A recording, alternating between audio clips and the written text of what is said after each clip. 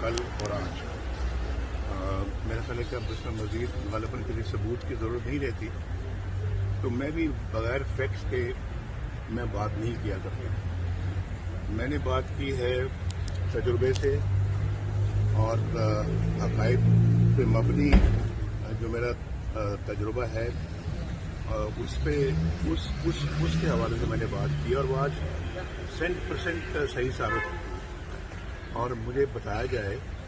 کہ کس نے اٹھایا آئی جی کو اور کس نے اسے زبردستی جو ہے وہ ایف آئی آر درج کروائی اور کس نے زبردستی اریسٹ کروایا.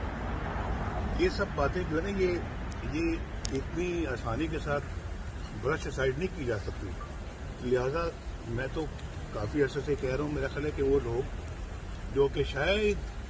جن کی تعداد بہت کم ہوگی جو تذبذب کا شکار تھے، آج میرا خیال ہے ان کو بھی معلوم ہو گیا ہے کہ جو نواز شریف کہتا ہے وہ واقعی حقیقت ہے.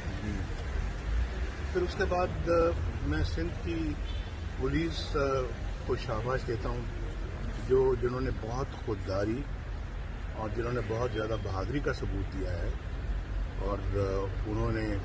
جو ہے وہ آج اس کے خلاف بھرپور احتجاج کیا ہے، جو میں سمجھتا ہوں کہ باقی ملک، قوم اور سروسز کے لیے مشعل راہ ہے. اور پھر دیکھیے آپ کے یعنی کہ جس طرح کا یہ گرفتار کرنے کا فیصلہ، اس سے زیادہ برا فیصلہ جو ہے کہ آپ چادر اور چار دیواری کو پامال کر رہے ہیں اور جو ہے وہ آپ کمرے میں دروازہ توڑ کر رات کے اندھیرے میں آپ اندر جا رہے ہیں اور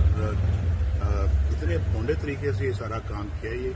کم از کم اتنا خیال ہونا چاہیے کہ نہ ہمارا دین نہ ہمارا معاشرہ